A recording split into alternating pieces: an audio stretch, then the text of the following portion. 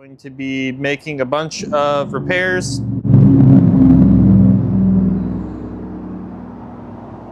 Yeah. Jake brake. Awesome. What's up, everybody? On this episode of Hammer Garage, we've got the S10 in the shop, and we're trying to get it ready for a trip to the dunes.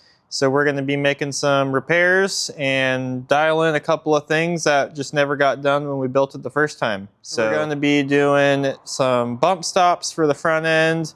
We've got a power steering pump that needs changed out. We have a driveline vibration that we need to address in the front end. We just got a bunch of stuff, and we're going to try to see how much of that we can get fixed before loading it on the trailer and taking it to the dunes.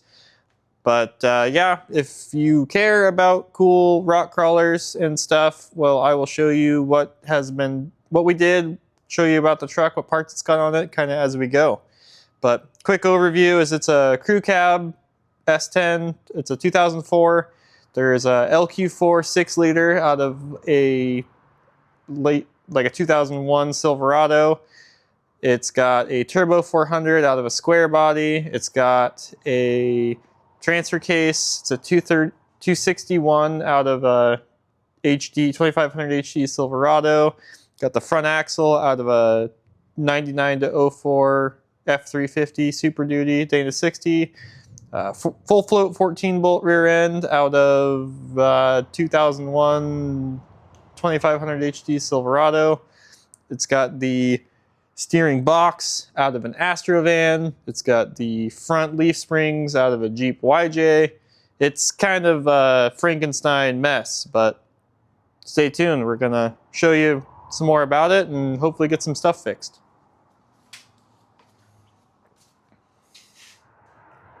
Priority number one is going to be getting this heinous power steering leak fixed. It runs the pump dry in a matter of minutes, so wouldn't be that big a deal to change out a power steering pump, but well, it's kind of a big deal now because there is a millimeter of clearance between the power steering pump pulley and my electric fans that go to my radiator, because this big old LQ4 V8 motor takes up a lot of room in this little S10 that had a V6 in it originally. Like, that's the stock V6 radiator. So yeah, this is kind of not going to be very fun, but we'll get it fixed. The reason why it's leaking so bad is this line right here is the line that is supposed to go to the Hydro Boost, which you can tell I do not have anymore. And so I assumed it was like a return or event when I put the steering box back on, because it had been a while since I took it off the donor truck and I couldn't really remember how everything went. So I just put a bolt in there to plug it off, and a hose clamp. Well, the hose clamp keeps getting loosened and blowing that piece of fuel hose off, and I figured out it was because it's not a vent, it's not a return, it's something that needs to go to the Hydro Boost, and I'm actually just deadheading the pump right there, and that's not a good thing. So this whole pump needs to get changed out. So I need to take the radiator off at a minimum so we can get to that. So, yep, awesome. Cars are great. Everything's fine. We're not buying a new power steering pump to put on the S10. We are going to be stealing the power steering pump off of Goldilocks here.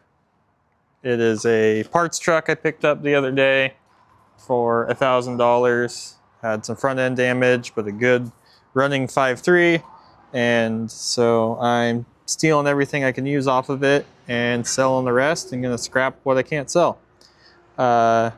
Also, this motor is going into another project that I haven't shown you guys yet, but I'm really excited about it, and we'll have it on the channel. We'll talk about it here in the next video or two. But First step's going to be taking the power steering pump off of this Yukon.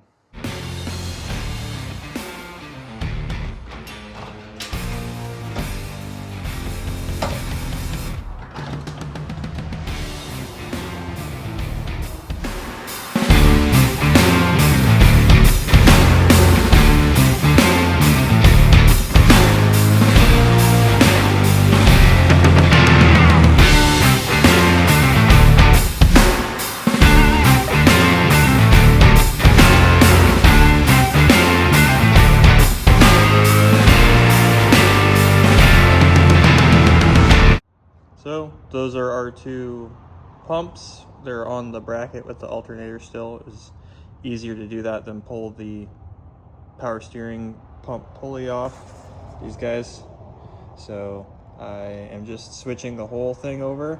So this is the old bracket and this is the new bracket off of the donor truck.